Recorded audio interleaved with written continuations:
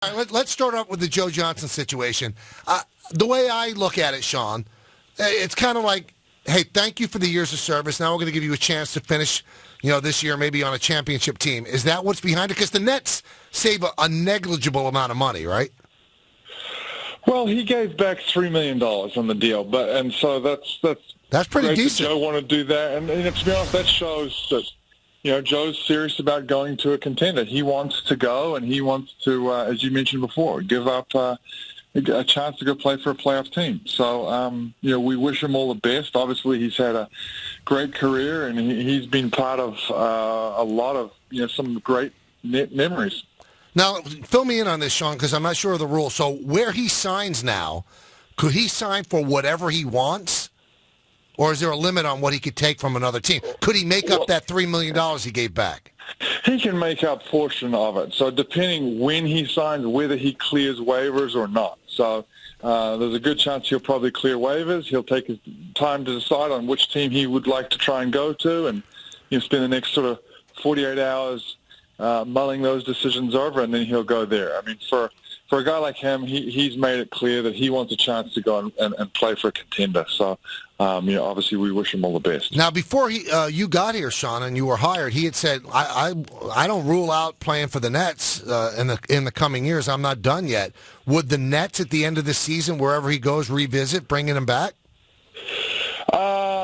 You never know what's going to happen, with the future and so forth. But if he ends up somewhere else, we've basically said, hey, Joe, best of luck to you, and we'll catch up with you down the road here. And it's been fun, but I'm not going to rule anything out. But at the same time, we've got some different things on our horizon, I guess, right now. Sean, tell us about the decision-making process with this organization. You make a move like this, you eventually have to choose a coach. I mean, how does that process go? Is it your call, your relationship with Prokhorov? How does that all go down with major decisions?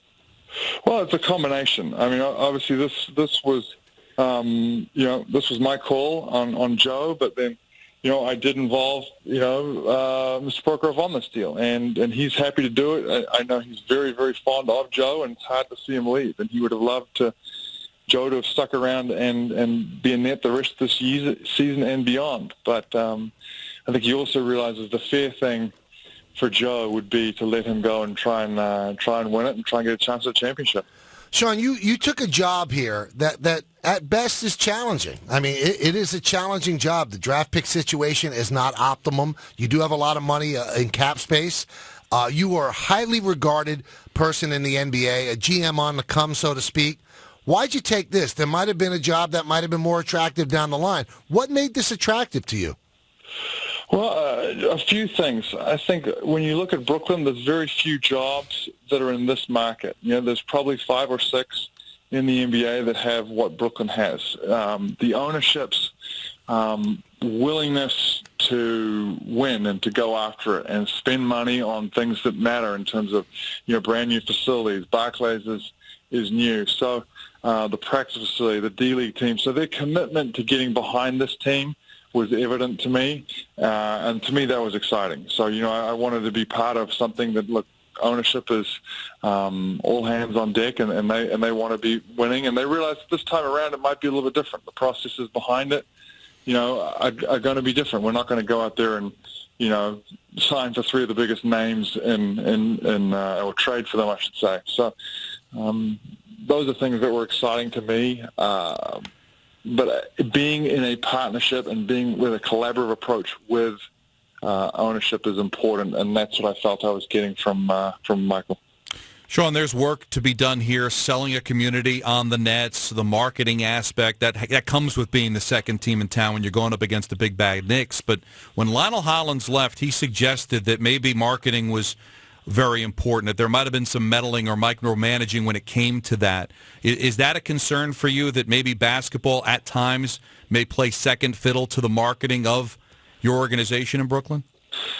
At this stage, it's not a concern. I think, I'm starting here on a clean slate, and, I don't want to really get into what happened before me. I think it's important that, we all start over here and go at it with the same sort of common goals. And again, as I mentioned before, it's got to be a partnership in here.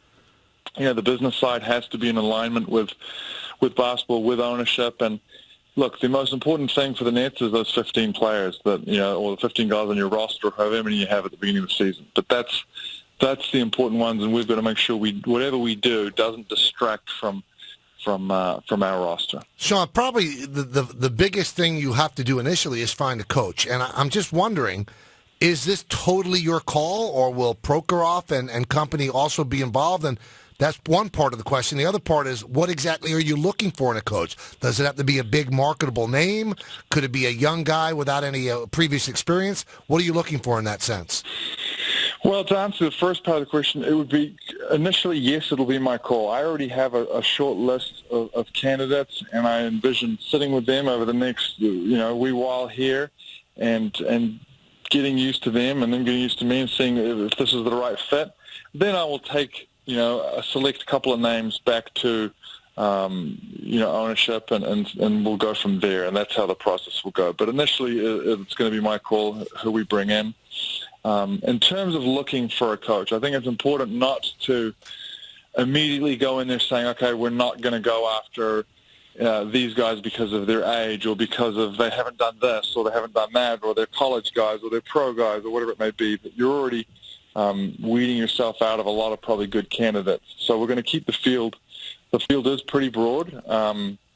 But for me, one of the key things I've sort of mentioned before is finding a communicator. I was around, if not the best communicator I've ever seen in Coach Popovich, and I'll be looking for some of those same attributes. Somebody who can connect with players on many different levels, not just on the court basketball-wise, but he can connect, with their families. He can connect, on a personal level. And those things are really important. That's where trust is built. That's where the family and the culture all come from. Well, Sean, everything, and we're talking with Sean Marks, the new Nets GM. Everything I hear about you and just speaking to you for a couple minutes, you're a very, very sharp guy to have this level of success at your age. So I don't think you're going to answer this, but I have to ask it. Would you consider a coach like a Thibodeau or a Jeff Van Gundy? I mean, guys that certainly have their own way, or do you want to mold your coach? You know what? I'm not going to get into names right now. I knew it. But look, the two guys you mentioned are obviously fine candidates, and they're going to be wanted by many different teams, I'm sure. I don't think it's about me necessarily molding a coach. I think it's a collaborative partnership is what it's going to take. Coming from San Antonio, and I don't want to keep referring to them, but that's what I know best. With Pop and RC, their collaborative approach on things was amazing, and that's the type of thing that I'd like to achieve, in Brooklyn, where, RC could have a great thought or question, and Pop's not going to shoot it down, and Pop could come into the front office meetings and say, hey, I want you to look at this particular guy. What about him? And we figure it out. I mean, we're all in this thing together, and that's important.